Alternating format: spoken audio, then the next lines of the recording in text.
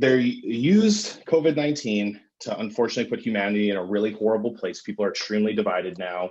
Like you mentioned before, crabs in a bucket, vaccinated, non-vaccinated, Yeah. people defined on national lines, right? You're in like, oh, you're in evil Russia, evil China, evil America. It depends on where you are, but everyone around like other people are evil.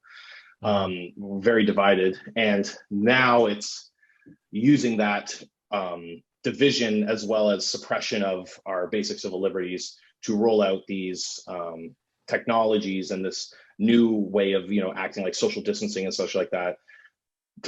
Because once like that's the case, like it's not like we're going to go back and you're going to have like a room full of people like without, I guess with people who are like less affected by COVID, but people who've taken it really, really seriously, like they're not psychologically able to do that anymore, right? You've kind of Yeah. maimed people in a way, right? So it's kind of like playing on that to further the goal. And like, as long as people resist to this, like it's an ongoing struggle. Humanity, as much as bad as it's been this past year, humanity's still not broken. And people in India have, the Indian farmers movement's risen up against it. They've, correctly Hmm. identified Modi as, being a puppet of other capitalist interests, and are fighting back against him, and like what kind Yeah. of what kind of policies they're implementing in India. I mean, India already has the biometric IDs, right? That's what they're trying to get for everybody, Yeah. basically, like your fingerprints or like retina scan and such. Hmm. And they're fighting back, realizing that like they're tied together.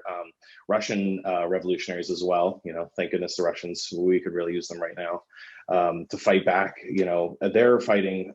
They understand that Putin is using COVID as like a guise for implementing only further fascistic, laws and such like that. But and that's where it's like kind of sad, because here that's not the case. People do not believe that at all. They just think No. it's like, oh, things are changing, but it's all because of the bungling. And if only people had did the pandemic right, like Yeah. China, then it wouldn't end up like this. But I'm like, well, the Chinese system is ultimately what they want to impose here. But I guess because it's like, you know, um, it's because people are so ahistorical and unfortunately quite also like very like I don't know how They're to say not this. nuanced.